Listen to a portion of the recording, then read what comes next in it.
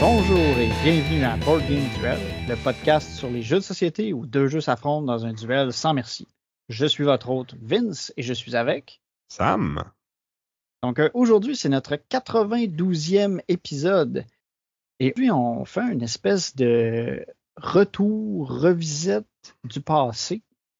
Parce qu'on va faire un nouveau duel de jeu de Alexander Pfister. Et ce qui est drôle aussi, c'est que c'est encore une fois Great Western Trail contre Maracaibo. Mais ici, on a une petite twist. C'est des rééditions de ces deux jeux-là qui ont une tentative de simplifier le concept. Ouais, c'est pas tant des rééditions que des spin-offs plus. Ouais, mais c'est quand même assez proche. Tu sais, on reconnaît beaucoup de choses. Ouais, spin-off. Spin-off, j'aime ça, ouais. Fait que duel de spin-off, parce que tu sais, il y avait pas déjà assez de versions de Great Western Trail. Ben non. 4, c'était pas assez, là, ça en prenait un autre. Ben c'est ça. Ben, il en faut pour tout le monde, je veux dire. Fait que là, on a essayé d'atteindre un groupe de gens qu'on n'avait pas encore réussi à atteindre. C'est ça. Après Kansas City, l'Argentine, Kansas City encore, La la Nouvelle-Zélande. Nouvelle-Zélande, ben là, on s'en va à El Paso, la suite logique. Ben oui. Puis à Maracaibo, ben qu'est-ce qui manquait? Plus de pirates. Mm-hmm. On passera pas à côté de ça. Ouf. OK.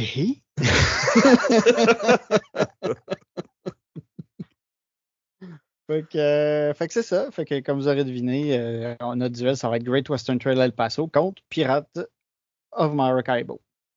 Mais avant, on va faire un petit retour sur notre épisode de l'an passé, mais qui est en fait un preview sur quelque chose qui s'en vient. L'année passée, dans le fond, notre épisode, c'était un retour sur le défi Joudon. Mais là, on va parler du défi Joudon auquel on va participer prochainement. Donc, on a une équipe pour le podcast qui, en fait, c'est des réguliers. Là. On a comme une petite gang qui y va comme chaque année depuis le début de l'événement. Il y en a plein de nouvelles personnes qui se sont joints à nous cette année. Donc, notre équipe grandit vraiment beaucoup. On a Marion qui s'est joint à nous avec ses amis. On a Nadine. On a plein de nouvelles recrues. Donc, on va pouvoir ramasser encore plus d'argent pour la prévention du suicide puis avoir encore plus de plaisir, toute la gang ensemble, à jouer à plein de jeux au Randolph, au 10-30, le 16 mars prochain. Donc, si vous écoutez l'épisode au moment où ça sort, c'est comme un petit peu moins de 2 semaines plus tard. Fait que ça s'en vient, on a bien hâte. On a déjà commencé à faire des petites listes de jeux auxquels on veut jouer. Comme d'habitude, on veut jouer à plein d'affaires, puis il va manquer de temps, mais on a hâte de toucher à tout. Fait que sinon, on va parler des jeux auxquels on a joué récemment. Fait que Sam, tu as joué à un gros jeu, je dirais. Ouais, ben au dernier épisode, je vous avais raconté ma fin de semaine au chalet, mais il y a un jeu que j'avais pas eu le temps de parler, c'était le jeu Hegemony, Lead Your Class to Victory. Donc, c'est un gros jeu euro asymétrique. Ça a été designé par Vangelis Bakiaratis et Varnavas Timotheou et publié par Hegemonic Project Games. Donc, c'était leur premier jeu. Là, un projet quand même assez ambitieux, là. Comme je disais, un gros euro asymétrique où, dans le fond, c'est comme la lutte des classes. Idéalement, on va être 4 joueurs pour jouer à ce jeu-là. Là. Nous, on était 4. Fait comme ça, tous les rôles, tous les rôles sont remplis par un joueur. Donc, on a quelqu'un qui va jouer l'État, qui est comme un État fictif. Là. Donc, bref, cette personne-là va jouer le gouvernement. Moi, je jouais la classe capitaliste. Donc, des compagnies, des industries dont le but, c'est juste de faire du profit, finalement. On a aussi la classe moyenne et la classe ouvrière. Puis dans le fond, Ces deux joueurs-là vont avoir comme des employés qui vont devoir faire travailler soit pour l'État, soit pour les compagnies faites par la classe capitaliste, mais la classe moyenne peut aussi s'ouvrir ses propres compagnies, là. Fait que c'est comme une espèce d'hybride entre les capitalistes puis La classe ouvrière. la classe ouvrière. Puis la classe ouvrière, dans le fond, eux, ils vont essayer de faire travailler leur monde, puis de faire monter comme l'indice de bonheur de leur population, puis de pas avoir de chômage, puis tu sais, il faut qu'à la fin du round, ils nourrissent leur monde, puis qu'ils peuvent acheter des produits et services pour comme booster le moral. Ça leur prend des soins de santé aussi, tu sais. C'est un peu le même principe pour la classe moyenne. Puis, tu sais, moi, mon but en tant que classe ouvrière, c'était juste comme pas classe ouvrière, en tant que capitaliste, c'était juste de faire le plus d'argent possible, puis de pouvoir cacher ça dans les paradis fiscaux pour pas payer d'impôts. C'est quand même une belle simulation de la société capitaliste, hein. On voit que tous les éléments sont là.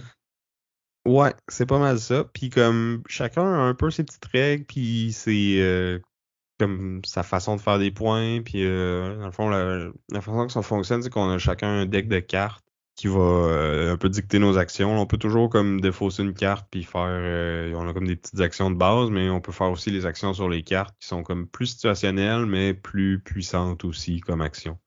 Puis souvent, moi, mes cartes, c'est dans le fond d'ouvrir des nouvelles compagnies ou tu sais, de cacher de l'argent ou tout ça, mais des fois, il fallait comme que je donne des petites nananes à l'État pour pouvoir faire ça. Oui, parce que de ce que j'ai compris dans ce jeu-là, l'interaction entre les joueurs est assez importante. Tu sais, en étant capitaliste, la classe ouvrière peut décider à un moment donné de dire on fait la grève, puis toi, ça va te nuire à tes plans. Fait qu'il faut que tu Ouais, deals un peu avec eux autres. c'est ça. Moi, j'ouvre des compagnies, puis dans le fond, les autres joueurs vont envoyer des travailleurs qui vont aller là-dessus. Mais là, si mes salaires sont trop bas, ou si je vends mes produits trop cher, ben, tu sais, ils pourront plus me les acheter, ou tu sais, il y a moyen de vendre à l'étranger aussi, puis c'est habituellement plus payant parce que tu donnes pas de points à personne dans ce temps-là, puis tu fais juste prendre de l'argent. Fait qu'il y a un peu tout ça à gérer. Euh, je te dirais que j'ai été un peu pitché dans le creux pour apprendre à nager, là, dans le sens que la personne m'a expliqué comme toutes les règles de mon rôle à moi, mais fait vraiment juste un petit survol des règles des autres joueurs. Fait que je savais pas trop comment que ça marchait les autres joueurs. Tu sais, j'avais une idée thématiquement de qu'est-ce qu'ils voulaient parce que tu sais, ça fait du sens, là. La classe ouvrière veut travailler, l'État il veut pas tomber en faillite, puis que la population soit le plus heureuse possible. Puis tu sais, je savais un peu comment que moi je pouvais y donner des points, mais tu sais, j'avais pas une idée super précise de ce que les autres joueurs faisaient. Mais j'ai quand même été capable de jouer ma game puis je pense que j'ai fini deuxième dans la partie là, ou troisième. En tout cas, j'étais pas si loin de la tête. J'ai tiré mon épingle du jeu.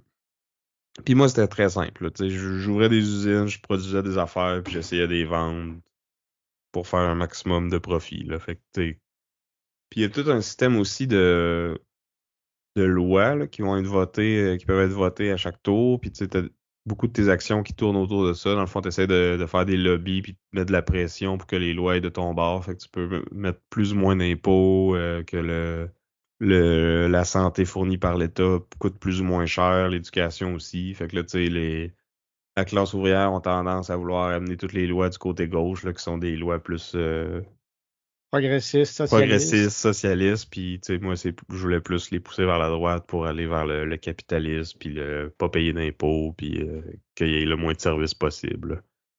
Fait que tu sais, c'est comme un... C'est comme une simulation de société, comme je disais. Tu sais, Ouais, c'est ça, chacun a comme son propre intérêt, puis il faut essayer de maintenir une espèce d'équilibre. Puis le but, c'est un peu de tirer la couverte de son bord, puis que ça aille plus de ton côté. c'est ça, puis il y a un petit côté quasiment satirique à ça, là, parce que des fois, tu joues des cartes qui ont juste pas d'allure, mais tu sais que c'est des affaires qui arrivent dans la vraie vie aussi, puis tu sais, c'est... Comme moi, il y avait une de mes cartes qui était une des plus puissantes de mon deck, c'est que je prenais juste. Dans le fond, la façon que ça fonctionne, c'est que tous les profits que je fais, je les mettais d'un côté de ma réserve d'argent, si tu veux. Puis là, à la fin du round, c'est là que je payais de l'impôt selon le niveau d'argent que j'avais fait dans ce round-là. Puis après ça, s'il m'en restait, ça allait dans mon capital. Puis mon capital, c'est comme ça qui déterminait la plus grosse partie de mon score à la fin, fait que mon capital soit le plus haut possible.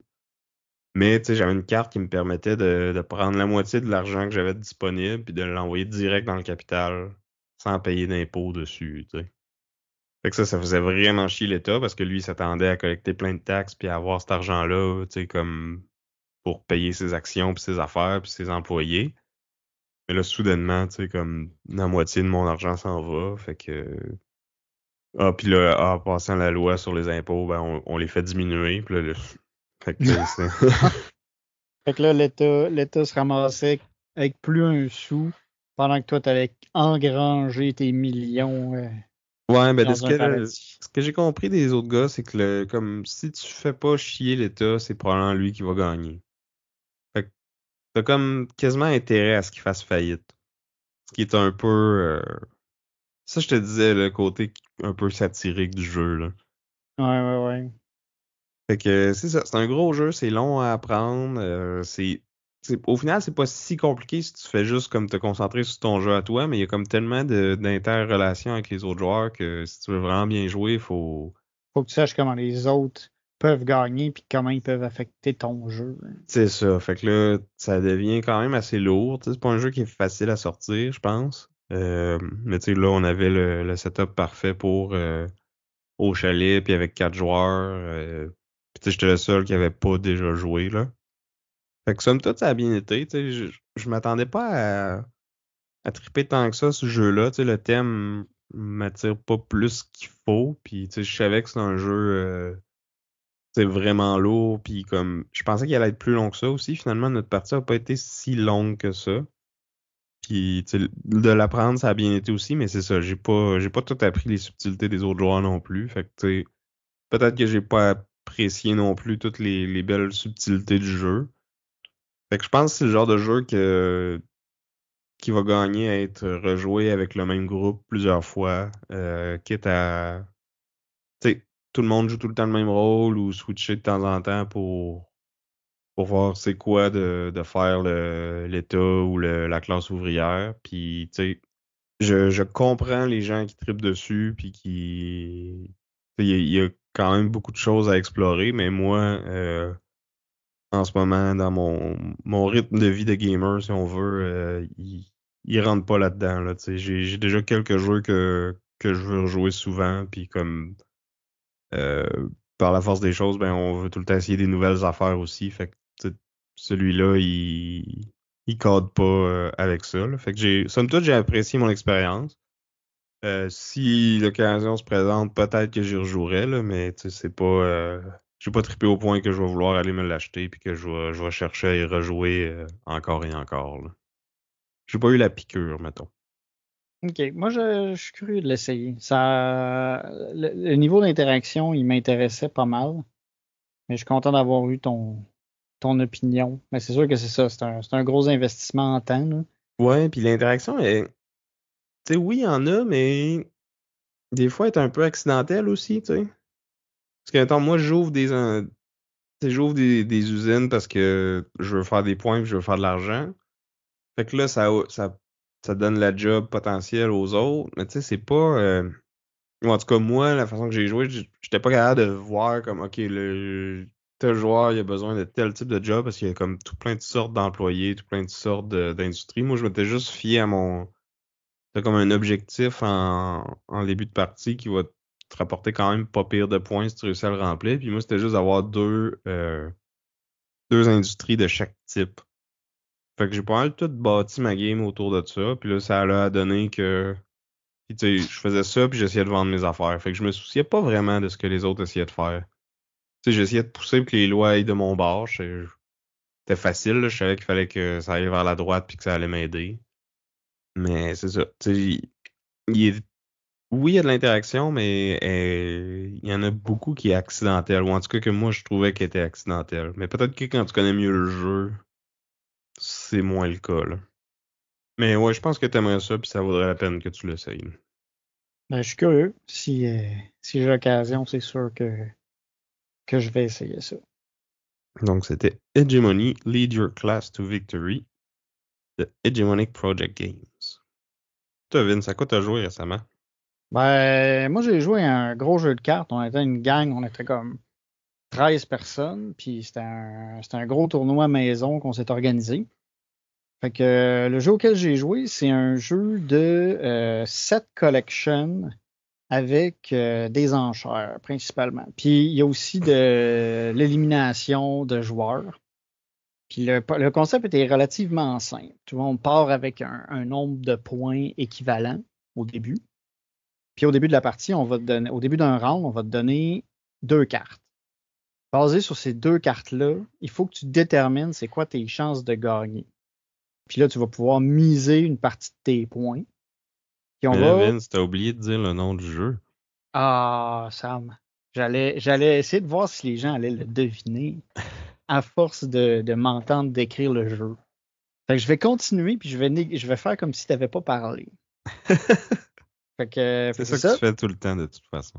Ouais, ouais. De toute façon, c'est pas comme si tu disais des trucs super pertinents tout le temps, là. Mhm. Une fois de temps en temps, OK, là, mais maintenant, je peux retourner écouter mon film pendant que tu parles, là. Mais ouais, fait que c'est ça. Fait que cette collection, avec les 2 cartes que tu as au départ, tu as une idée de qu'est-ce que tu peux avoir. Des fois, les cartes que tu as, ils peuvent être pas pires. Des fois, ça peut être vraiment désastreux. Puis après ça, il va y avoir des gens qui vont être obligés de miser un certain montant au début.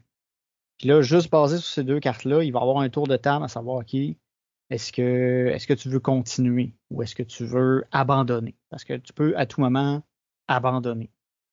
Le désavantage d'abandonner, dans le fond, c'est que ben, tu n'as pas à miser plus de points parce qu'il faut toujours que tu accotes la mise de points de la dernière personne qui a mis des points. Ça, c'est pas un désavantage. Ben, c'est De c'est pas que. avoir à mettre de points, c'est un avantage. Oui, oui, oui. J'ai dit désavantage, mais non, c'est un avantage. Fait que tu peux comme ça, pas avoir à miser puis sauver ta peau. Fait que c'est comme une façon de te sortir du trouble. L'affaire, c'est que si tu abandonnes, tout l'argent que tu as déjà misé va être perdu. Fait que c'est toujours un peu à double tranchant.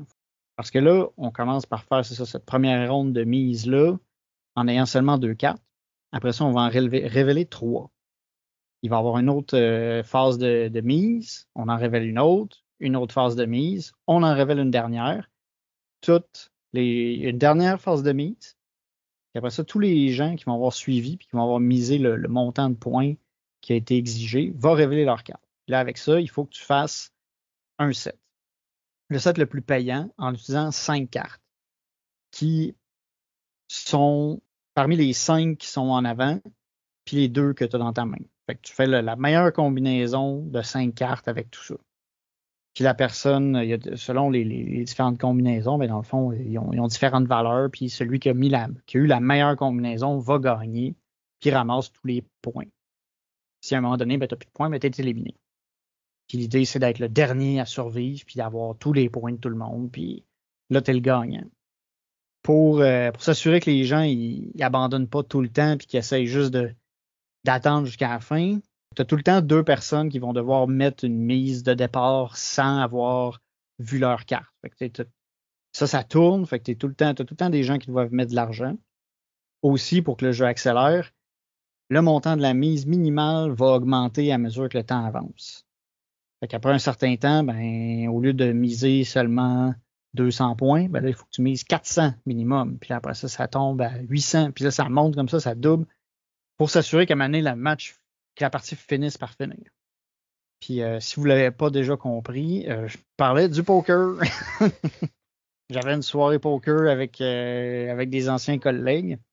Puis c'est ça. Ça a été un peu tranquille au niveau board game plus classique. Ben, plus En classique, fait, c'est ça. C'est un card game assez classique, là. C'est ça. Board Game Geek nous donne la date de création du poker étant en 1810. Fait que c'est quand même vieux. Quand même drôle parce que il n'y a pas de designer crédité, mais les artistes, c'est Goscinny puis Uderzo. Ouais, les dessinateurs, ben ceux qui ont fait Astérix, c'est Ouais. un peu bizarre. Je comprends pas pourquoi c'est les artistes du poker sur Board Game Geek, mais en tout cas. C'est publié par Public Domain. Fait que Ouais, n'importe qui publie un jeu de cartes standard. c'est ça. Ça peut se jouer avec n'importe quel, c'est ça, jeu de cartes. que tout le monde a à la maison, là, presque. Ouais, Puis, puis tu sais, c'est moi qui t'a proposé d'en parler à l'émission parce que dans mon temps, avant de tomber dans les board games, j'étais un joueur avide de poker, là. Je jouais plusieurs fois par semaine, toutes les semaines. Puis pas mal tout le temps avec les mêmes amis. Puis je tripais bien gros là-dessus dans ce temps-là. Puis là, tu sais, ça fait longtemps que j'ai pas joué. Je me demande comment ça se compare aux jeux modernes là, en termes de, tu sais, de prise de décision, de hasard. Tu sais, comme de faire la critique qu'on fait des jeux d'habitude, ben d'appliquer ça au poker. Tu sais, est-ce que c'est un bon jeu encore, le poker? j'ai eu de la misère à comme statuer mon opinion sur le poker parce que c'est quand même un jeu classique, mais qui au final, il n'y a pas tant de mécanique que ça quand on y pense. Tu sais, on se dit que c'est compliqué, mais c'est l'aspect comme argent souvent qui fait que c'est intimidant ou tout ça, mais au final, mécaniquement, c'est pas hyper compliqué. Non, c'est un jeu d'enchères, puis comme tu dis, là, tu essaies de collecter la meilleure main possible. Ben, t'as pas vraiment de contrôle là-dessus, je te dirais, là, mais Non, mais d'évaluer à quel point ta main est meilleure que celle des autres selon la façon qu'ils misent. c'est ça. Tu sais, c'est un jeu où il y a beaucoup de probabilités, puis il faut que tu lises la table. Tu sais, le table talk, puis la lecture des autres joueurs, c'est le gros défi, puis qui rend le jeu intéressant. Quelqu'un qui est vraiment bon au poker peut gagner avec des mauvaises mains. Tout le monde peut gagner avec une bonne main, là. Tu sais, si tu pognes une straight royal flush, tu vas gagner, puis t'as pas d'impact là-dessus. N'importe qui peut gagner avec ces grosses mains-là. Oui, mais t'as quand même, tu peux maximiser tes gains. Tu peux t'arranger pour que les autres misent beaucoup. Ouais, là, c'est là où c'est le défi. C'est de lire la table, d'essayer de faire en sorte que les autres te suivent, mais puis après ça, de gagner. Mais là, il faut que tu évalues ta propre main par rapport au reste. Parce que c'est ça Mhm. aussi. C'est que tu n'as aucune idée. Les seuls indices que tu as, la seule communication que tu as entre les joueurs, c'est la mise puis comment ils se comportent là-dessus. Ouais. C'est Ben, tu là sais, que. faut que tu regardes les probabilités des cartes qu'on s'attend versus c'est quoi les chances qu'est-ce qui fait avec ça. Comme tu dis, comment qu'ils misent. Combien d'argent il leur reste aussi, combien d'argent toi il te reste. C'est comme tous des trucs que tu peux prendre en considération quand tu prends tes décisions au poker. Puis, tu sais, j'étais tellement dedans là, que j'avais lu des livres de stratégie puis tout ça. Puis comme, il parlait de trois niveaux dans le fond. C'est de savoir. Le premier niveau, c'est de savoir, tu sais, évaluer ta main, les probabilités puis tout ça. Ça, c'est comme, tu sais, la base. Puis pas mal tout le monde est ça se fait facilement, là, tu sais. Savoir que, comme tu dis, quand t'as la straight flush royale, ben, tu sais que t'as la meilleure main possible, fait que c'est impossible que tu perdes ou si t'as une flush, c'est quoi les chances que quelqu'un ait de quoi de plus haut. J'étais dans le niveau 2, c'est évaluer le jeu des autres. Fait que là, regarder comment ils misent, tu sais, évaluer les probabilités puis tout ça. Puis le troisième niveau, puis qui va vraiment différencier les meilleurs joueurs des moins bons, c'est d'être capable d'influencer qu'est-ce que les autres pensent que toi t'as. Fait que bluffer, miser d'une façon à faire croire que t'as une main plus forte ou plus faible que ce que t'as vraiment pour maximiser tes gains. C'est ça. Trouver la façon de bien brouiller les pistes pour pouvoir tirer le maximum. Parce que, tu sais, si t'es capable de faire coucher quelqu'un qui a une main plus forte que toi, t'es gagnant. Si t'es capable de faire croire à quelqu'un qui a une pas bonne main, que sa main est meilleure que la tienne, t'es gagnant. C'est ça.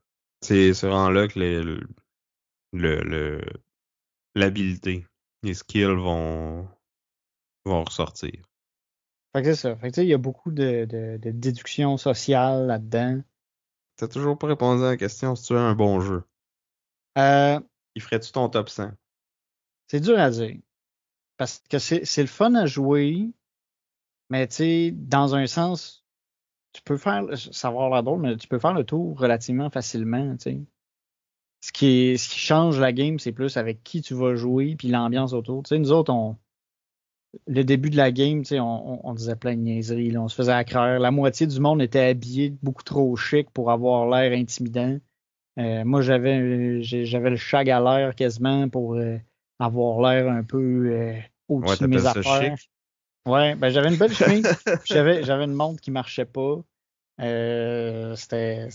Tout était planifié. Il y en avait un qui avait un chapeau de cowboy avec une moustache. Tu sais, c'était parfait. Un autre avec des bretelles, tu sais, comme pour avoir l'air gangster. Mhm. Puis, tu sais, c'est ça qui a rendu l'expérience cool. Parce que, tu sais, c'est pas le jeu en tant que tel, tu sais, qui est le fun, c'est la tension, puis ce qui se passe entre les gens. En tout cas, moi, à mon niveau, là, tu sais, toi, tu étais un peu plus loin, là. Je pense que tu avais fait des tournois aussi, me semble, à un moment. Ouais. Fait que, tu sais, c'est ça. Moi, c'est plus pour le fun, là. C'est pas des vrais tournois, c'est pas des games sérieuses, là. Fait que, Ouais, mais tu sais, il y a des tournois de jeux de société aussi, là. Puis toi puis moi, on n'en fait pas vraiment, mais on aime quand même ça, les jeux, puis on joue souvent pareil. ouais. Mais non, oui.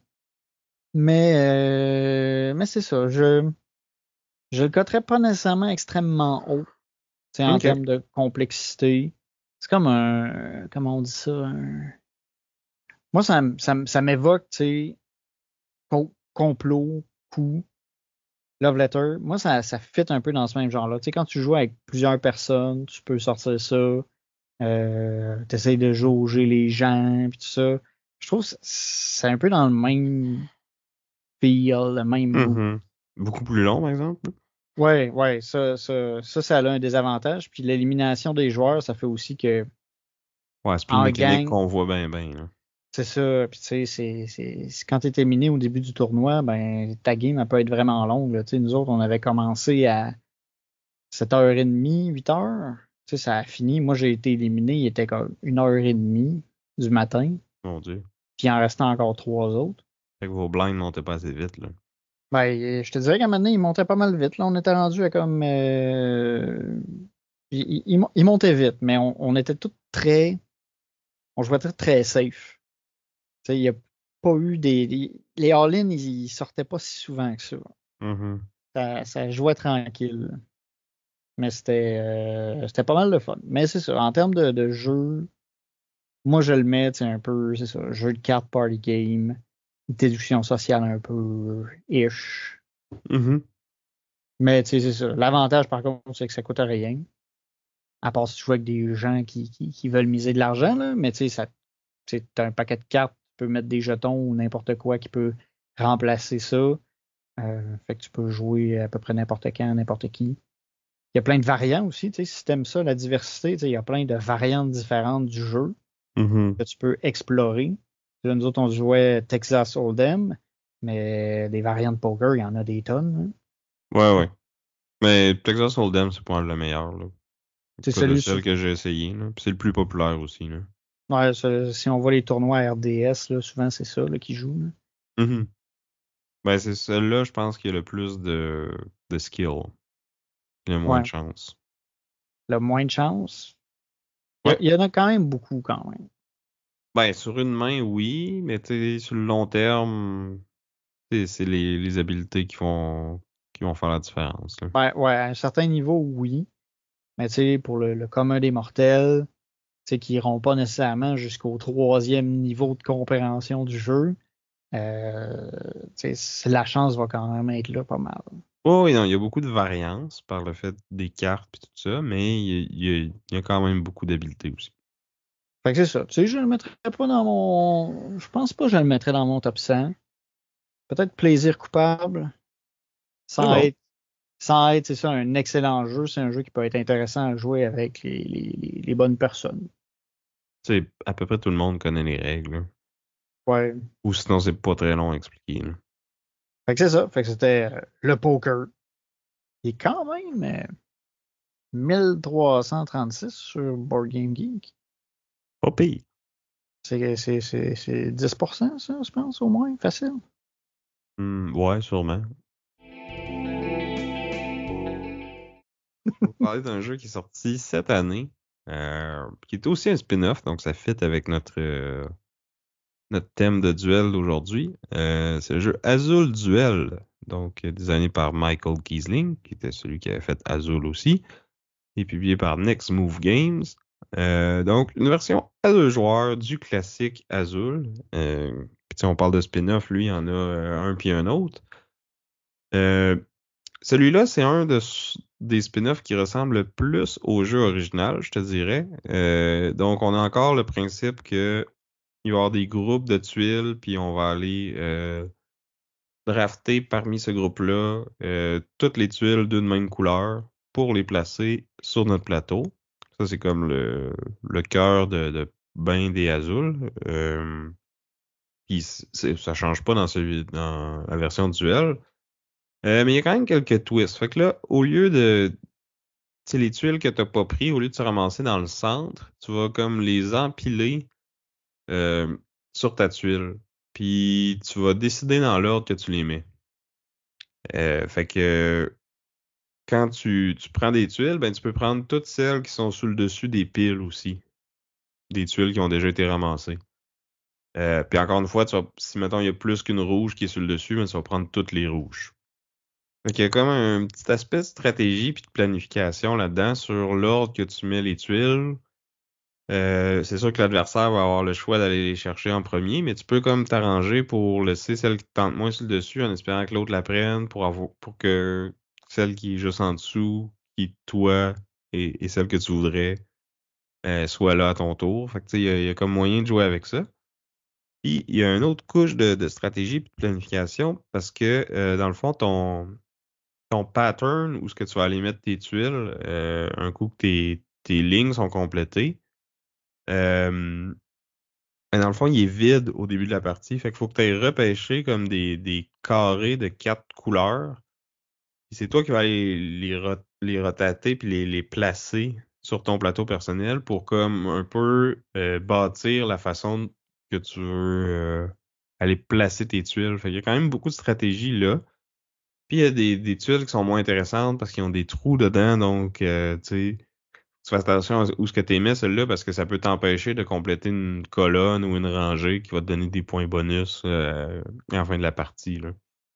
Puis étant donné qu'on est à 2 joueurs, ben ça va être un plus gros carré. Là. Je pense que dans l'Azul original, tu avais une ligne de 1, 2, 3 et 4. Ben là, tu peux aller jusqu'à 6 et 7, je pense.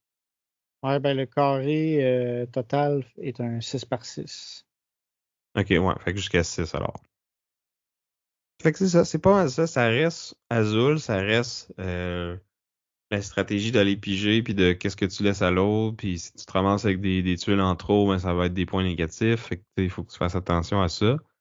Mais tu rajoutes un peu comme dans Splendor Duel, là, on rajoute quelques couches stratégiques de plus. Là, c'est sûr qu'il n'y a pas comme plein de conditions de victoire, mais il y a quand même plus de choses à considérer, plus d'éléments que tu peux aller drafter.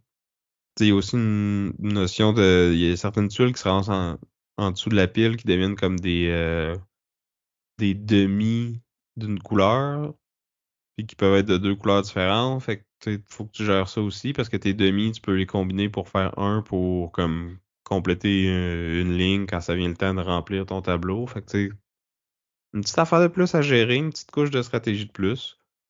Moi, j'ai joué au jeu sur BGA, là, il est disponible là, mais tu sais, j'ai vu des copies en vrai, tu sais, c'est toujours une aussi belle production, tu sais, des petites tuiles en plastique. Tu sais, que ça look autant que les autres azules. Vraiment, je pense que c'est une bonne. Tu sais, il y a un peu de cynisme là, avec toutes les suites qui sortent tout le temps. Tu sais, on dirait qu'ils nous sortent un nouveau Azul à chaque année, puis là, on est comme bon, encore un. Mais d'après moi, celui-là, c'est un des meilleurs spin-offs, là. Je l'ai plus aimé que Queen's Garden, plus que les Glass of Sintra, là.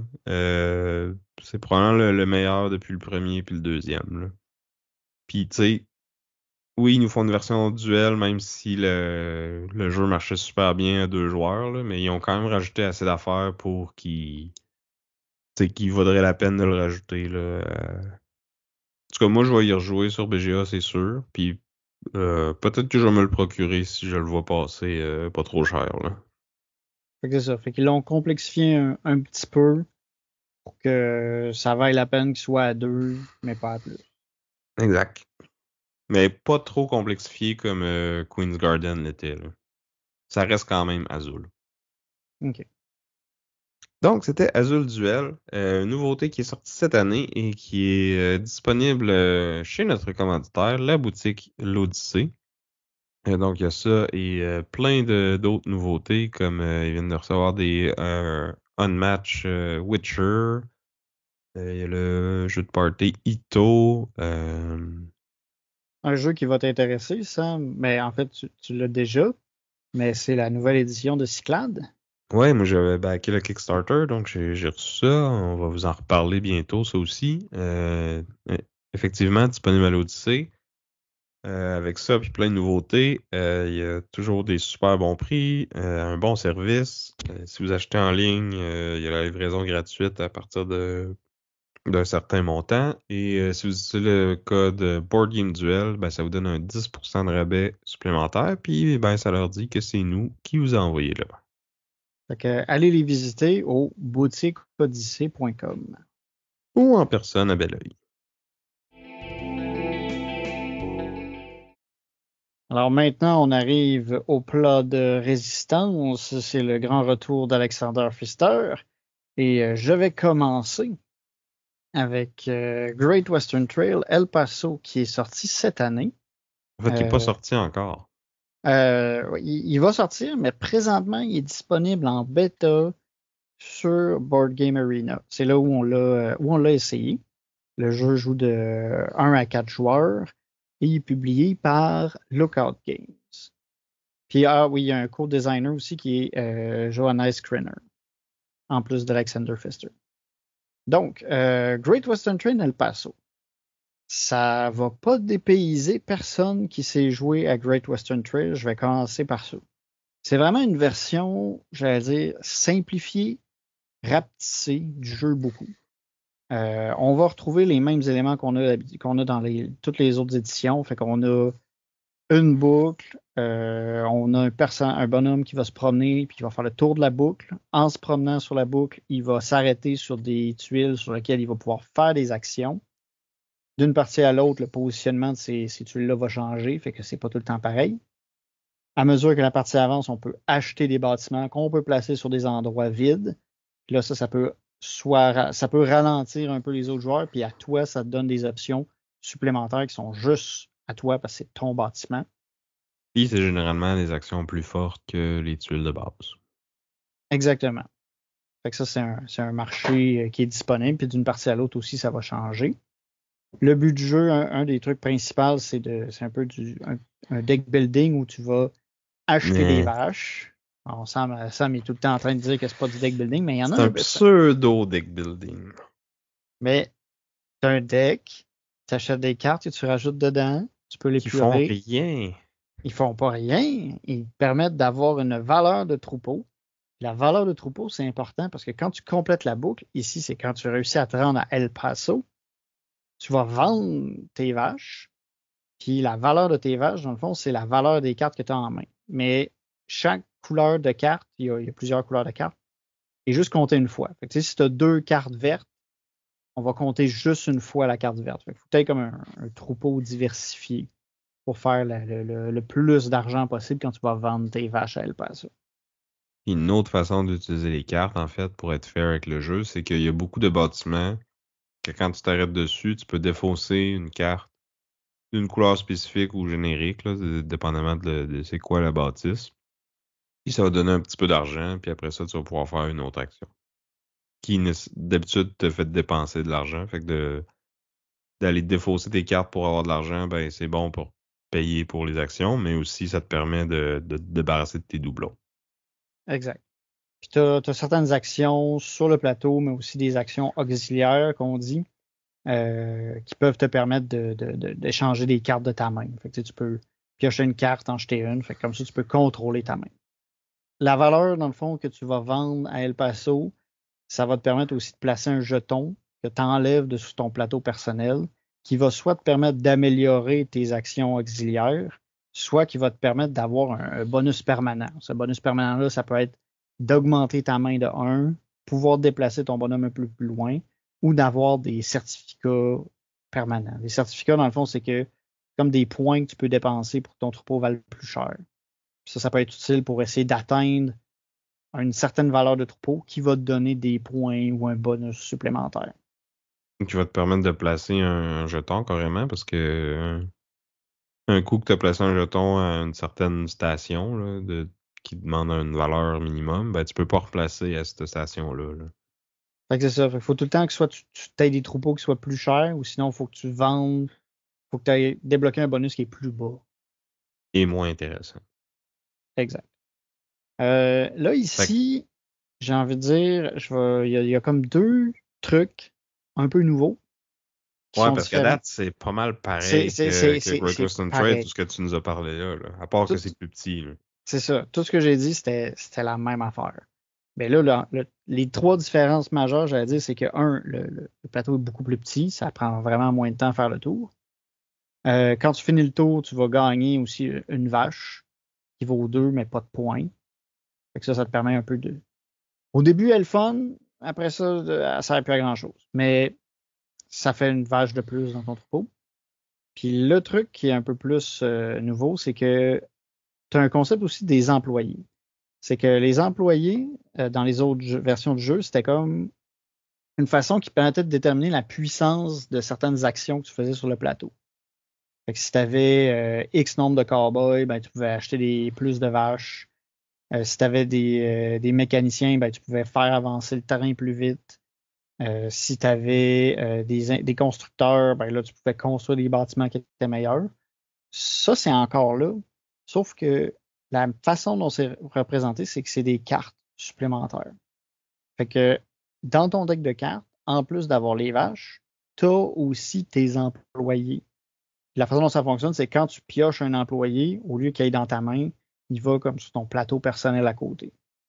Fait que tu as comme Puis deux tu repioches une decks. autre carte après. Oui, oui, tu la remplaces. C'est ça, pour avoir vraiment le nombre de vaches maximum que dans ta main. Là. Fait que c'est 4 ou 5 selon les bonus que tu as débloqués. Mais c'est ça. Fait que tu as tes employés. Puis ces employés-là, quand tu vas faire une action qui est reliée à ces employés-là, il va falloir que tu les défausses. Tu vas pouvoir les repiocher plus tard, là, quand tu vas repiocher rebrasser ta défausse. Mais c'est ça. Fait que ça ajoute c'est une petite dynamique un peu différente. Fait qu'il faut que tu planifies bien tes choses pour avoir les bons employés au bon moment pour faire ton action de la bonne façon. Ben, que tu planifies ou que tu sois chanceux ou que tu es carrément obligé d'attendre avant de faire l'action que tu aies repigé tes bonnes cartes. Oui, exact. Parce que tu choisis pas de temps quand est-ce que tu les as. C'est sûr que quand tu les achètes, ils vont direct dans ton tableau, ils vont C'est pas dans ça. ta défausse. Mais ouais, un coup que tu les as utilisés, après, il faut que tu comme cycle ton deck jusqu'à temps que tu les repiges. Ouais. Puis là, ben, tu as, comme je disais, les actions. Il y a des actions auxiliaires puis des actions sur le plateau qui te permettent justement de Ou des cycler ressources ton que tu deck. peux dépenser pour le faire. Mais il y a une autre twist que tu n'as pas parlé, c'est que les Ouais. cartes, un coup qui sont dans ton tableau, tu peux aussi les défausser pour un bonus bien particulier. Tu sais, les cowboys te permettent d'avancer plus loin, les Les ingénieurs te mécaniciens. donnent l'argent. Ouais. Puis les constructeurs, ils te permettent d'acheter des certificats. Ouais, Puis tu as aussi un employé qui est un wild, qui peut remplacer n'importe quel autre type d'employé. mais qui Euh, coûte plus cher à acheter. c'est ça, quand tu vas le recruter, il coûte comme 4 piastres de plus. Fait que c'est quand même pas donné. Ouais, parce Mais que t'as pas dans l'argent dans le jeu-là. non, ça monte pas énormément. Là. Tu sais, quand t'as 15 piastres, là, tu roules sur l'or. Là. Ouais, ouais. Puis tu peux le dépenser en un coup en achetant des employés. Fait que c'est ça. Fait que t'as cette dynamique-là qui est qui est nouvelle avec les employés. Puis t'as aussi, ils ont ramené le train, mais d'une façon assez différente. Sur le plateau de départ, tu as comme un endroit où tu peux utiliser le train. Ouais, c'est comme plus des bonus que tu peux aller acheter avec une action, dans le fond. C'est ça, tu sais, ils ont gardé comme la thématique train parce qu'il y a tout le temps un train, mais c'est comme, c'est des bonus que tu t'achètes. Fait que tu sais, ça peut être soit, les principaux bonus qui sont intéressants, c'est que tu en as un, c'est des objectifs de fin de partie. Fait que tu as comme un petit marché de ces objectifs-là qui peuvent te demander soit d'avoir réussi à vendre un troupeau d'une valeur X, d'avoir dans ton deck deux vaches des telles couleurs, euh, ou sinon d'avoir des tuiles bonus, qui sont un autre type de tuiles que tu peux avoir avec le train. Ou Ça, des souvent, bâtiments d'un certain niveau aussi, je pense. ouais. En fait, c'est à peu près tout ce qu'il y a sur le jeu, mais tu peux avoir des objectifs qui vont vers ça. Puis tu as les tuiles bonus. Les tuiles bonus, c'est quand tu la prends, tu as un bonus instantané, puis tu as des points en fin de partie. Puis il y a des Ben, objectifs qui tournent avec ces bonus-là. des fois, c'est des bonus permanents. Ouais, Des fois, c'est juste de l'argent ou puis tu traches des cartes de ton deck, mais il y en a que c'est comme des certificats permanents ou qui te permettent de compter 2 cartes pareilles quand tu vends ton troupeau. ouais. Il y a une coupe de bonus comme ça. Puis tu sais, tu as tout le temps un marché de 3 soit d'objectifs, soit de tuiles bonus. Puis tu peux toujours aller chercher la tuile sur le dessus du deck si jamais ça ne te tente pas de prendre ce qui est dans le marché présentement. Puis en gros, c'est ça. L'objectif, c'est ça. Les cartes que tu as dans ton deck à la fin de la partie vont te donner des points. Tu vas faire des points pour quand tu vas vendre des troupeaux avec des grosses valeurs. Tu vas faire des points avec tes bâtiments. Tu vas faire des points avec tes objectifs, tes tuiles bonus. Euh, puis l'idée, c'est de faire le plus de points possible. Puis là, dans le fond, le circuit est beaucoup plus court que dans le jeu original, mais tu vas tourner un peu plus souvent dedans, autour. Dans le fond, en fonction du nombre de joueurs. Hmm. Ça doit être à peu près le même nombre de tours au final. Ouais, je sais pas. Il me semble que c'est quoi. Moi, j'ai l'impression qu'on tourne peut-être autant ou moins, j'aurais le goût de dire. Parce qu'on fait 4-5 tours. Ouais. Mais moi, je pense qu'on t'en faisait plus que ça dans l'original. OK. Bon, là, c'est peut-être moi qui ai Ça fait une longtemps mauvaise qu'on n'a pas joué, interprétation. mais en tout cas, dans l'original aussi, t'avais comme les employés qui arrivaient quand tu faisais le tour. Puis là, quand il n'y en avait plus, c'était fini. Ouais. Ben là, c'est comme t'as le deck de cartes que tu rajoutes à ton deck à toutes les fois que tu fais le tour. Puis là, il va être plus ou moins épais selon le nombre de joueurs. Puis quand il n'y en a plus, après ça, le premier qui finit à El Paso déclenche la fin de la partie. Tout le monde joue le même nombre de tours, puis c'est fini. Ouais. Fait qu'on est à deux, je pense qu'il y en a 12. Pas de neuf? Ah ouais, je pense que c'est 12 à 3 joueurs, puis 9 à deux joueurs. Fait que tu fais à peu près ouais, 4-5 tours. À peu près. Ou si t'es vraiment lent, mais tu vas peut-être en faire moins, puis l'autre va en faire plus. Mais, tu sais, on sait que dans ce type de jeu-là, c'est important quand même de finir tes tours, ben, de finir le circuit quand même assez rapidement parce que tu vas épuiser ton argent rapidement aussi. Ouais, puis en plus, Puis, quand tu finis, ça te donne de l'argent, ça te permet de scorer des points en mettant tes disques, ça améliore tes actions, tu sais, c'est bon de faire le tour, là. ouais, t'as juste des avantages. L'idée, c'est un peu de peaufiner ta stratégie pour que dans ton tour, tu te rendes vite, mais que chaque action te permette de progresser vers un objectif et de faire des points de plus.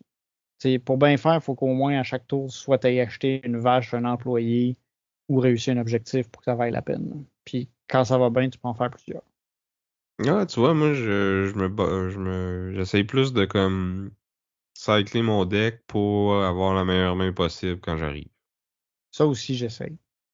Comme une balance entre les deux. Mais parce que c'est vrai qu'il faut que tu fasses avancer tes objectifs, puis comme le jeu te donne un objectif, t'es obligé d'en choisir un en début de partie, dans le fond. Fait que ça oriente un peu ta stratégie de genre, ah ouais, ben moi, cette game-là, je vais faire plus des buildings ou je vais m'acheter des cowboys puis je vais essayer de me faire un vraiment bon deck de cartes. Ou là, dans la partie qu'on est en train de jouer en ce moment, c'est la première fois que j'essaie de me lancer plus dans les trains puis voir si ça peut être payant, ça aussi. Puis étrangement, c'est la première partie où tu mènes. Fait que c'est peut-être pas une bonne stratégie finalement. Ouais, ben, j'ai un historique avec Great Western Trail. Je suis pas très bon à Great Western Trail, mais j'ai quand même beaucoup de plaisir, même si je gagne pas souvent. Mais tu vois, moi, contre toi, en tout cas, je gagne souvent, mais j'ai pas tant de plaisir. Ah, il est Parce que désagréable. tu l'as dit, le jeu, il est très, très, très similaire au Great Western Trail original, là. C'est vraiment... C'est une version épurée, là. C'est pas tant un spin-off qu'une version simplifiée. Ouais, c'est comme Great Western Trail. Great Light. Western Trail Light, ouais, c'est ça. Ouais. Euh, mais bon, ça se joue rapidement. Il est plus simple, là. T'as pas... Ils ont coupé dans le gras. Ils sont allés à l'essentiel de c'était quoi Great Western Trail, puis ça donne ça. Puis honnêtement, moi, entre les deux, J'aime mieux celui-là, justement, parce que il est moins compliqué. Il y a peut-être un petit peu moins de profondeur, là, surtout si tu compares au Argentina puis ou avec l'extension ou avec ben, j'ai pas joué à Nouvelle-Zélande, là, mais tu sais, lui et tout, il a l'air un peu plus compliqué que et différent de l'original. Euh, mais tu sais, si tu me donnes le choix entre l'original et celui-là, moi j'aimerais mieux jouer à El Paso parce que ben ça va finir plus vite. Ouais, c'est vrai qu'en termes de temps, c'est plus rapide. Moi, j'aurais envie de dire, tu sais, si vous aimez Great Western Trail, puis que votre conjoint, il aime pas, ben, il a peur du jeu, ben, jouez à El Paso, ils vont comprendre que c'est cool, puis là, tu vas pouvoir lui dire, hey, il y a Une comme une version qui version, dure 3 heures. bon, là, t'exagères, là, c'est pas 3 heures, mais Pas loin. bon, bon. Mais en tout cas, moi, je le trouve bien, je l'aime bien, mais je suis pas très bon. J'ai autant de plaisir à jouer à celui-là qu'à Argentina. C'est juste qu'au moins, lui, je peux essayer de me revenger puis échouer plus rapidement. Puis c'est ça. C'est pour ça, moi, je l'aime bien. Je l'aime bien. On en reparlera quand on tombera dans les comparaisons. Mais là, on va parler de mon jeu, qui est Pirate de Maracaibo, qui est sorti en 2023, mais comme fin de 2023, puis la version française est arrivée plus en 2024 ici au Québec. Designé par Ralph Bienert, Bienert, Beanert. Bienert, Ralph Bienert, Ryan Hendrickson et Alexander Pfister. Publié par Games Up. Donc, lui aussi, c'est un spin-off de Maracaibo. Mais contrairement à El Paso, celui-là, c'est vraiment, je pense, un jeu plus différent de l'original. Ouais, Il y puis a- il y a- je pense que c'est aussi pour ça que je l'aime plus. Mais il y a quand même des connexions thématiques, là. Tu sais, on est encore un capitaine de bateau dans les Caraïbes à l'âge de la piraterie. On se promène dans le coin de Maracaibo. Euh, Encore une fois, on a un circuit en boucle qui se fait. Puis dans le fond, par contre, celui-là, il n'y a pas de plateau. On va comme créer un plateau avec un deck de cartes, en fait, qui sont pour la plupart des cartes qu'on peut acheter, qu'on va placer pour faire comme nos Caraïbes. Puis dans le fond, quand c'est notre tour, on prend notre petit bateau, puis on avance de une, deux ou trois cases. Mais puis on peut se déplacer verticalement ou horizontalement, mais on doit terminer notre mouvement dans une colonne qui est plus près de la fin du circuit que où on a commencé. Fait qu'on peut pas faire de surplace, puis on peut pas juste monter et descendre. Faut tout le temps avancer au moins un petit peu. Puis là, tu arrives sur la carte, tu peux soit acheter la carte euh, ou prendre 5 piastres. Puis ça, c'est vrai pour comme toutes les cartes qui sont achetables, en fait, là. Mais tu as aussi des cartes qui vont te permettre d'améliorer ton bateau. Dans le fond, de prendre un des petits cubes qui est dessus puis de l'enlever, un peu comme tu enlevais tes disques dans le Maracaibo original. Puis là, ça va te donner des petits bonus, soit des bonus instantanés ou des bonus qui vont aller booster tes actions que tu peux faire. Puis là, ton bateau, il est comme divisé en sections, puis les bonus les moins intéressants sont au début, puis il y en a des un peu mieux au milieu, puis des vraiment meilleurs à la fin. Mais avant d'aller piger dans ceux qui sont les meilleurs à la fin, ben, il faut que tu ailles un certain nombre d'améliorations déjà faites, puis tu sais, comme plus ça va, plus tu peux aller loin, dans le fond. Fait que tes quatre premières, faut que tu les fasses ou tes deux premières, faut que tu les fasses dans ta première section, puis après ça, 8, puis après ça, 12. Puis là, à partir de la 13e, là, tu peux aller chercher comme les bonus les plus juicy. Puis sinon, les cartes que tu peux acheter, ben, c'est un peu le même principe, là. Ils vont te donner soit des bonus instantanés, soit ils vont booster les autres actions ou ils vont te donner des revenus de points ou d'argent que tu vas faire à la fin de chaque ronde. Puis dans le fond, une fin de ronde, c'est quand quelqu'un se rend jusqu'à Maracaibo. Donc là, à ce moment-là, cette personne-là va pouvoir prendre une amélioration puis faire une action un peu plus forte, là, soit d'aller explorer, parce qu'on a encore, comme dans Maracaibo, la petite piste d'exploration où ce que notre explorateur se promène là-dessus. Puis là, où est-ce que tu arrêtes, ça te donne un bonus.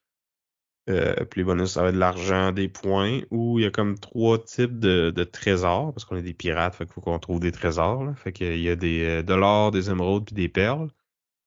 Puis il y a comme tout un système de gestion de la valeur de ces trésors-là qui est quand même intéressant parce que dans le fond, en début de partie, il va y en avoir un certain nombre de chacun de ces trésors-là sur des îles qui sont sur le bord, là, des îles que tu peux pas t'arrêter dessus, que tu dois comme contourner quand tu fais ton trajet. Chacune des perles, dans le fond, va valoir un certain nombre de points, mais plus on prend des perles sur l'île, moins les perles restent, moins que les perles qui ont été prises valent de points. Fait que si je vois que Vince, il en a pris vraiment beaucoup des perles, ben moi je peux en chercher aussi juste pour comme tanker la valeur de ces perles puis y enlever des points. Mais t'as aussi un système de comme quand tu prends ces ressources-là, tu les mets sur ton plateau, puis ça te donne des bonus instantanés, puis après ça, tu peux aller comme prendre une autre action pour les enterrer.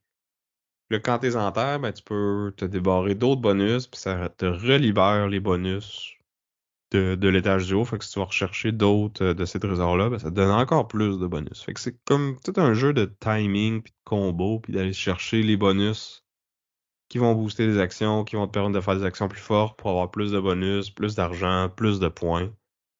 Euh, Rinse and repeat, puis comme, mais tu fais pas ça trop longtemps, là. C'est un jeu qui s'apprend vite, qui se joue en moins d'une heure. J'ai parlé au dernier épisode de ma fin de semaine au chalet, ben celui-là, c'est le seul jeu qu'on a sorti plus qu'une fois dans la fin de semaine. On a fait deux parties. Puis je l'ai joué beaucoup. Il est disponible sur BGA aussi maintenant, donc je l'ai joué beaucoup là-dessus aussi depuis qu'il est là. C'est un jeu que ça faisait longtemps que je m'étais procuré par notre commanditaire l'Odyssée, mais ça m'a pris du temps à le sortir puis à l'essayer parce que tu sais, il m'intéressait, mais on dirait que comme ça donnait jamais, j'avais pas le temps de lire les règles tout ça. Puis là, finalement, je l'ai fait, puis j'étais comme oh my god, c'est bon ce jeu-là, puis j'ai hâte on en parle en duel. Contrairement à toi, moi je sais pas si je l'aime autant ou plus que le Maracaibo original. Euh, je trouve que les deux sont bons. Les deux ont quand même des similitudes, mais ils ont chacun leurs différences. Puis, c'est ça. La seule affaire qui me manque du Maracaibo original, en fait, c'est les cartes multi-usages, tu sais, qui pouvaient être des ressources, qui pouvaient être des personnages que tu ajoutais à ton tableau. Ça pouvait être plein d'affaires. Là, c'est juste comme, t'arrives sur la carte, tu l'achètes, ou t'arrives sur une maison, tu l'achètes, puis c'est comme, ça te donne des points en fin de partie selon certains objectifs. Sinon, les autres façons de faire des points, mais tu vas avoir des quêtes. Fait que tu peux en accumuler beaucoup, tu peux enterrer des trésors. Fait que tu sais, comme Great Western Trail, comme Maracaibo, c'est un peu salade de points. Beaucoup de façons de les faire. T'as ton revenu de points à la fin de chaque tour aussi. Les cartes que t'achètes valent des points aussi. Fait que tu sais, c'est. Ce que tu fais te vaut un peu de points, là. C'est juste d'essayer d'optimiser ça pour en faire un peu plus que tes adversaires, là. Je pense que ça fait pas mal le tour de tout ce que tu peux faire dans le jeu-là. Ah, ben, il y a les combats que j'ai pas parlé. Dans le fond, quand tu fais un combat, c'est juste que tu roules les dés, puis dans le fond, tu rajoutes tes bonus. Puis après ça, tu choisis, tu roules 3 dés, dans le fond, qui correspondent aux trois types de trésors que tu peux aller chercher. Fait que tu choisis le dé que tu veux, puis mettons que j'ai roulé un 5, ben, j'ai 5 points de combat à dépenser. Là, si j'ai des cartes ou des améliorations sur mon bateau qui me rajoutent des points, ben, je pourrais avoir, mettons, jusqu'à 7. C'est pour un point de combat, ben, ça donne une pièce. Pour 2 points de combat, ça va donner un point. Pour 5 points de combat, ça va te donner un trésor de la couleur de ton dé. Puis là, tu peux aller t'acheter des cartes ou faire des améliorations à ton bateau qui te donnent des nouvelles actions de combat. Fait que là, tu pourrais peut-être aller chercher des trésors pour moins cher ou prendre jusqu'à 2 trésors avec un même combat. Fait que c'est ça. Comme dans l'autre, tu peux te spécialiser dans le combat, dans l'exploration ou faire un petit peu de tout. Y aller à fond dans les quêtes. D'habitude, les quêtes, ils te demandent de faire autre chose, là. Tu sais, c'est avoir des points, puis si t'as des trésors d'un certain type d'enterré ou si t'as un certain nombre de types de cartes dans ton tableau, des trucs comme ça, là. Fait que c'est assez standard. C'est beaucoup de choses qu'on a déjà vues, mais c'est remâché, remixé, épuré. Il est beaucoup plus rapide à jouer que l'original, un peu comme El Paso d'ailleurs, là. Fait qu'on a deux spin-offs plus légers, mais celui-là, je trouve qu'il y a. Il est plus différent. Tu sais, C'est ça. Ils n'ont pas juste repris. Ils ont pas juste repris Maracaibo puis ils l'ont simplifié. Non, ils ont changé suffisamment pour que le jeu feel différent. Tu sais, tu vas jouer à Great Western Trail El Paso, tu vas comprendre comment jouer à n'importe quel autre Great Western Trail pas mal. Pirates de Maracaibo, la différence est quand même plus importante. Il y a des icônes qui sont pareilles, là. C'est un peu comme dans les royaumes de l'Ouest, là, où les Tigres du L'iconographie, Sud, ouais. l'iconographie est pas mal similaire, mais les jeux sont vraiment différents, là. Ouais, tu sais, c'est ça. Les mécaniques sont pas pareilles. Puis ça fait que, comme tu l'as dit tantôt, toi, t'avais pas tant trippé sur Maracaibo, mais celui-là, tu l'as plus aimé. Ouais. Non, définitivement. Tu sais, j'étais. C'est quand on a entendu parler de Maracaibo, Pirates de Maracaibo, puis tu l'as pris, moi j'étais comme. J'avais pas trop lu. Maracaibo, ça m'avait refroidi. Puis à un moment donné, tu l'as amené, puis j'étais comme, ouais, ben c'est ça, il va falloir qu'on l'essaye, là, puis tout, là. Puis finalement, j'ai aimé ça. Genre, j'étais comme. J'ai sorti de la game, j'ai dit, j'ai vraiment plus aimé ça que Maracaibo, puis j'ai trouvé plein de trucs intéressants. Et la carte qui change avec le jeu, parce que, tu sais, la mise en place, c'est les cartes sont placées aléatoirement, puis d'une game à l'autre, ça sera pas pareil. Ouais, mais dans Maracaibo aussi. Les actions de grande ville sont tout le temps différentes, puis tu peux faire l'espèce de petite campagne Legacy qui te rajoute des tuiles sur le board pour changer le setup. Ouais, mais c'est pas à ce niveau, au niveau là qu'on a où est-ce que tout est différent tout le temps.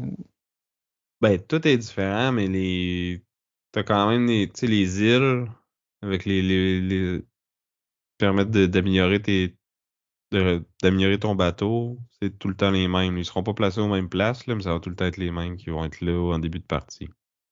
Mais c'est ça, ça va faire quand même que ton trajet va être différent. Ouais, un petit peu, là. J'aimais la simplification un peu aussi là, du plateau. Là. Je trouvais que c'était intéressant. Tu sais, tu mets ton cube, tu as ton bonus, tu as ton upgrade. Puis c'est rien de bien compliqué. L'exploration, ça se ressemble. Tu avances ton bonhomme, tu fais des bonus. Si tu avances plus loin, tu fais plus de points. Mais la petite économie, tu sais, des pierres précieuses aussi, là, je trouve ça intéressant. Ça me faisait penser un peu à. Ben, c'est pas exactement un genre, mais tu sais, à Crow-Thierry, là, je trouve ça intéressant quand la valeur des choses fluctue en fonction des actions des joueurs. Je trouvais ça intéressant. Mais t'as un peu ça dans Maracaibo aussi, les différents cubes des trois nations vont avoir plus ou moins de points selon ce que les joueurs font avec ces cubes-là, là. Plus ils en placent sur le plateau, plus qu'ils valent de points, puis plus c'est payant de s'investir dans cette nation-là. Fait que c'est un spin différent là-dessus. Mais pour toi, ça feel tant différent que ça? Moi, j'ai pas l'impression que c'est. Je sais pas, moi, Il est on peut-être un dirait. petit peu plus dynamique, étant donné que tu peux comme monter ou descendre la valeur, tandis que dans l'autre, tu peux juste la monter. Ouais, je sais pas, j'ai comme. Je sais pas si c'est parce que j'en ai gardé pas un super bon souvenir puis que j'ai un peu effacé ça de ma tête, mais moi, je trouvais ça plus intéressant. Je sais pas si c'est parce que c'était thématiquement, c'est des récompenses, c'est des trésors que tu caches puis tu les accumules. Je sais pas si thématiquement ça faisait plus de sens dans ma tête, mais je trouvais ça plus intéressant que les pistes militaires. Fair. En même temps, peut-être qu'il faudrait que je rejoue à Maracaibo, puis peut-être que je redécouvrirai quelque chose prochainement. Là. Ben, C'est il est sur nos. BGA aussi, si jamais tu veux qu'on l'essaye là-dessus, il se joue quand même bien. Ça peut peut-être valoir la peine que je le revisite. Mais ça reste que, par contre, Great Western Trail, si on reste dans nos belles pantoufles. Mais là, c'est juste qu'au lieu d'être des pantoufles, c'est des Crocs. Non, ça, c'est pas un bon argument. Ben, c'est ça pareil, là, c'est une version plus légère, moins de flafla. Ouais, plus rapide. Euh, mais en même temps, tu sais, en ayant un tour plus petit, je trouve que tu as un petit peu moins d'impact à placer des bâtiments. C'est Ouais, sûr que ben, nous autres, on a joué à deux. À plusieurs, tu sais, là, peut-être que ça bloque plus. je l'ai essayé à Mais 3 aussi, puis pas tant que ça, je te dirais, parce qu'il y a comme Comme tu dis, là, le plateau, il est court, puis il y a bien des places aussi que le chemin se split en deux. Fait que même si tu rajoutes des bâtiments d'un côté, ben, les autres peuvent quand même passer de l'autre. Ou se mettre des bâtiments à eux de l'autre. Fait que, Ça, tu sais, ça a moins un gros impact qu'avant. C'est parce ben, même qu'avant, tu sais, avant, il n'y en avait pas ben, tant que ça, là. un peu, tu sais, tu peux comme ajouter plein de bâtiments puis ralentir les autres puis ils n'ont pas d'action à faire. Ouais, mais tu pouvais pas en ajouter de tant que ça non plus, puis encore là, il y avait des embranchements qui te permettaient de les éviter, là. Ouais. Puis ça m'amène à ma plus grosse critique de ce jeu-là, c'est qu'il y a pratiquement pas d'interaction entre les joueurs, là. Surtout si tu compares avec Pirates de Maracaibo, où ce que là, tu bloques pas complètement les emplacements, mais si je suis sur une carte et que tu veux venir la faire toi aussi, il faut que tu me payes une pièce. Puis je trouve que la pression de la course, puis de mettre fin à la game, puis de boucler le circuit, j'en sens plus dans Maracaibo. Je trouve que le bonus pour te rendre à la fin, non seulement il est plus significatif, parce que tu peux en avoir maximum juste 3, puis si t'es trop largué derrière, ben tu l'auras même pas. Fait que t'as vraiment plus intérêt à keep up avec les autres joueurs que dans Great Western Trail où ce que tu sais, peut-être que toi tu vas faire 7 tours puis moi je vais en faire 3. Ben, tu sais, oui, tu vas peut-être être mieux que moi, mais ça va me faire moins mal que si je fais 3 fois le bonus de fin de Maracaibo, plus le bonus d'être le premier arrivé, puis que toi t'en fais pas du tout, là. Oui, mais ça dépend du type de dynamique que tu aimes. Parce que tu sais, ça, c'est quelque chose qui me faisait chier dans Maracaibo. C'est le fait que tu es obligé de suivre de suivre le gars qui est en avant parce que sinon tu vas banquer tes actions. Puis si tu veux aller à un emplacement précis, puis que l'autre il décide de finir le tour plus vite, ben, tu peux pas te rendre. Ça, c'est un peu tannant parce que, en tout cas, moi, parce que tu vas dire, OK, moi, j'ai de la misère avec ce type de progression de jeu, là, que j'ai de la misère à gérer le timing dans ce temps-là. Mais tu sais, ça fait que des fois, ça peut être gossant parce que tu sais, c'est un jeu dans lequel tu te construis tes affaires, tu planifies tes trucs. Mais là, tu es tout le temps obligé comme de t'ajuster avec le gars en avant. Fait que, tu sais, pour certains, ça peut être un plus. Pour toi, c'est un plus. Pour moi, j'aime ça dans ce jeu-là, prendre mon temps. T'aimes ça faire Puis, ta petite affaire dans ton coin, puis pas te faire déranger, puis comme on fait juste chacun notre petite affaire, on joue en parallèle comme des enfants, là, le parallel play, puis après ça, on regarde, ah ben moi j'ai fait 120 points, ah ben moi j'en ai fait 118, ah ben ça, c'est fini. c'était tellement plein de jugements, ça, Sam. Mais non, t'as le goût de faire tes affaires, puis des fois, t'as le goût de faire ton engin pour toi, puis tu gères tes affaires. Ouais, oui, C'est pour mais ça que tu j'aime sais, ça. C'est pour ça que j'aime Great Western Trail, parce que je prends mon temps, je fais mes trucs. Je suis pas bon, là, mais j'ai bien du fun.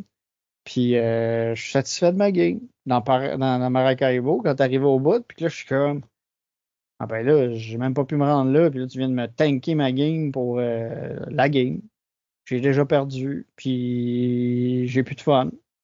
oh, là t'exagères là. Mais en tout cas, tu sais, l'interaction, c'est souvent un point qu'on discute, puis d'habitude, on aime ça là, sur le podcast. Là. C'est pas une nouvelle pour personne si vous nous écoutez depuis longtemps. Là. Fait que d'habitude, quand il y a plus d'interaction, c'est un plus. Fait que Ouais, dans ce cas-ci, c'est point Team Sam avec Pirates de Maracaibo mais parce qu'il y en a de l'interaction.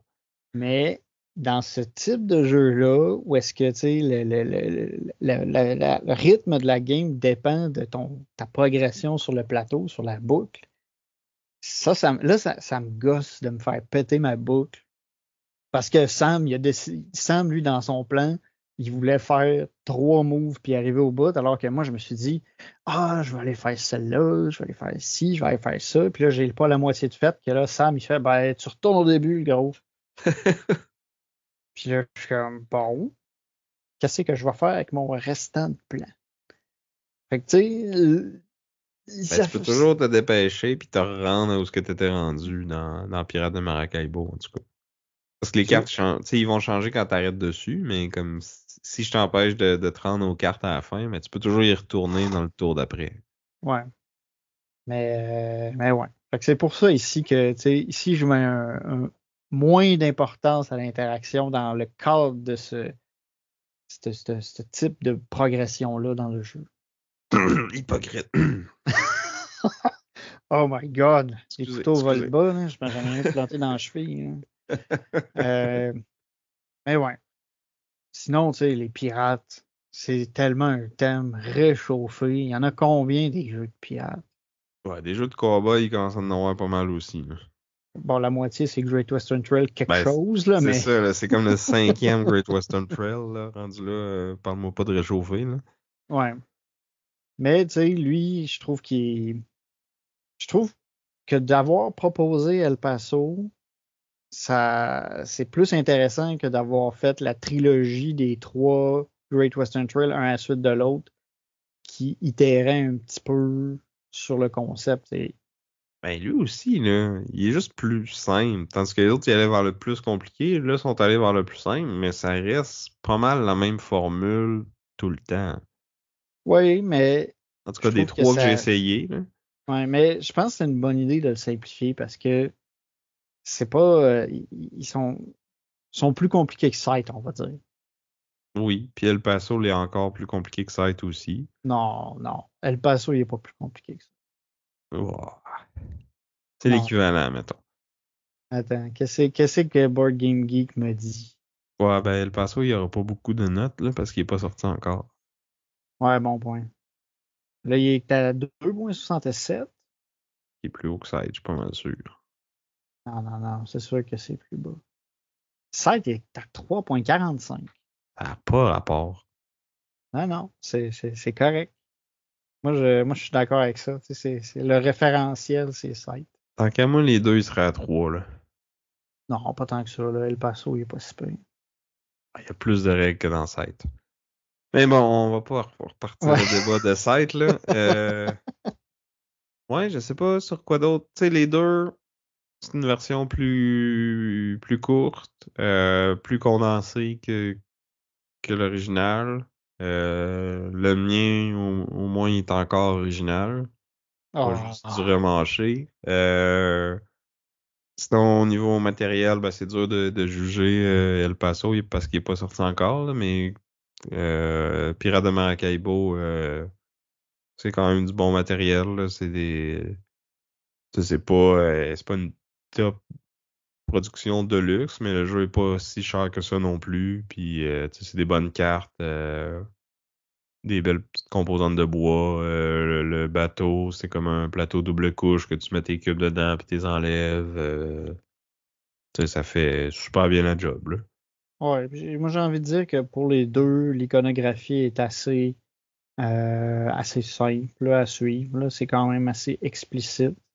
Ouais, surtout si t'as joué au grand frère. Ouais, tu te retrouves assez rapidement. Pirate vient avec plusieurs modules que tu peux ajouter pour changer ton expérience. Là, je les ai pas essayés beaucoup. Là, on est dans une game en ce moment là, où on en a ajouté deux. Tu sais, il y en a une qui change pas la game tant que ça. C'est juste que c'est comme un peu un genre de kit au double sur tes quêtes. Puis si t'es as pas, tu perds des points. Puis comme d'habitude, t'as comme deux niveaux que tu peux réussir. Puis là, le niveau plus bas, tu fais un petit peu de points. Puis le niveau plus haut, ben tu fais plus de points. Ben là, il faut absolument que tu réussisses au niveau plus haut, mais je pense que tu fais un petit peu plus de points si tu le fais. Ou quelque chose comme ça. Faudrait que j'aille checker les règles pour être sûr. Mais bref, ça fait que les quêtes sont plus payantes, mais plus risquées. Ouais. Faut que tu sois sûr de la compléter ou que tu trouves une façon de l'acheter. Puis tu sais, ça peut peut-être changer la méta, là, parce que j'ai l'impression que de faire beaucoup de quêtes, c'est comme la stratégie dominante, là, parce que t'as comme un gros bonus de points si t'en réussis beaucoup. Puis des fois, c'est un peu poche parce que tu peux comme top decker la quête, puis tu sais, être chanceux, puis ça tombe sur de quoi que t'avais déjà de fait, là. Ouais. Ça, Ou même si tu top deck pas, moi j'en prends une dans le marché, puis là, il y en a une qui se révèle, puis qui est parfaite pour toi, puis là, toi, tu vas la chercher, tu sais. c'est ça, des quêtes précomplétées, tu sais, c'est payant. Là, ben. Mais c'est un Là, défaut qu'il y a dans Great Western Trail aussi, là. Il y a des objectifs, puis là aussi, t'as un petit marché, tu peux t'updecker, puis ça se peut qu'il y en ait un qui sorte que t'as déjà. que tu as déjà complété, ouais, ouais. C'est ça. Ils sont un petit peu plus durs, c'est plus dur de planifier d'aller les chercher, je pense, dans Great Western Trail que dans Pirates de Maracaibo. Parce que tu peux toujours te garder tes upgrades pour ça. Puis comme il y a beaucoup de façons d'upgrader. Tandis que pour aller chercher l'objectif dans El Paso, ben là, il faut que tu ailles sur le building qui t'en donne. Là. Mais il y en a plus qu'un quand même, mais en tout cas, c'est plus compliqué, mettons. Ouais. Puis dans El Paso aussi, c'est que tu sais, si tu as besoin d'une carte bleue pour 2 objectifs, tu peux pas compter la même carte bleue pour les 2 objectifs. Faut que tu aies 2 cartes bleues. Pirates de Maracaibo, ben, les objectifs peuvent fitter ensemble. T'sais. S'il y en a une qui te dit qu'il faut que tu aies 5 personnages, puis sur une autre, tu en as besoin de 3, ben, si tu en as 5, tu complètes les 2. Ouais. Fait que, ils vont synergiser mieux. Alors que Great Western Trail, il faut vraiment que tu fasses l'objectif et les objectifs indépendamment. Il faut que tu réalises toutes les conditions. Tu as autre chose à ajouter? Je pense que ça fait pas mal de tour.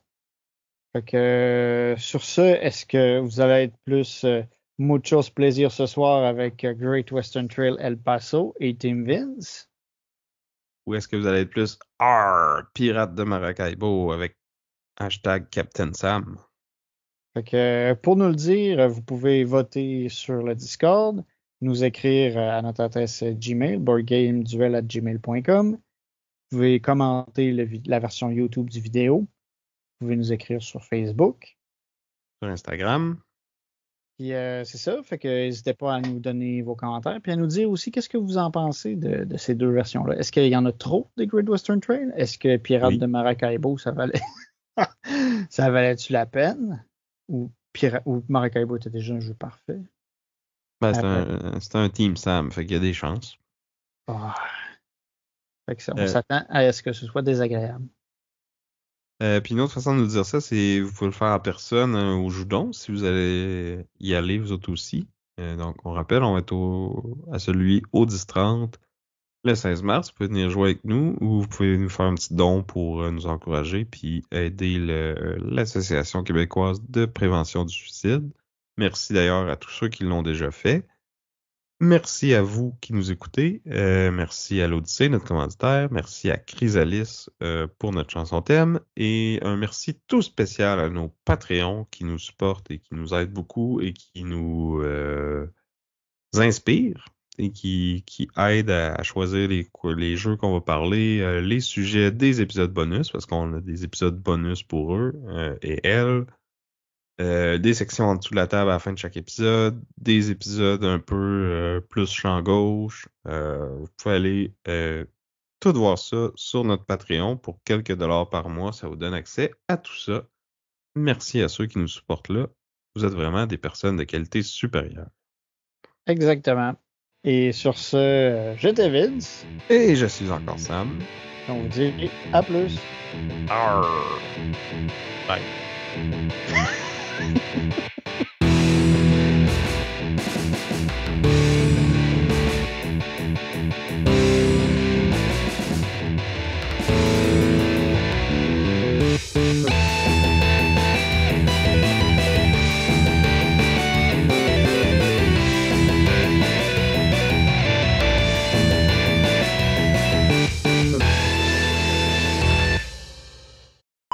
Bonjour et bienvenue à Board Game Duel, le podcast sur les jeux de société où 2 jeux s'affrontent dans un duel sans merci. Dans un jeu sans merci. Dans un jeu.